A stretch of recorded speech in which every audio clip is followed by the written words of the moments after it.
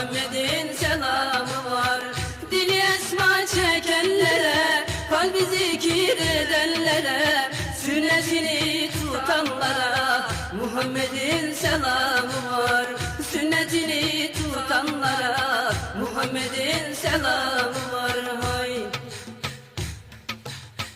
Tecelli hak bilenlere, gözden yaşı dökenlere, Yaradana gidenlere Muhammed'in selamı var.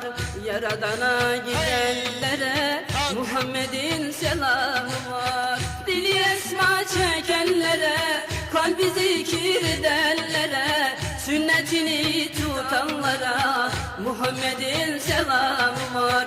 Dili esma çekenlere, kalbi zikir edenlere, sünnetini tutanlara Muhammed'in selamı var. Sünneti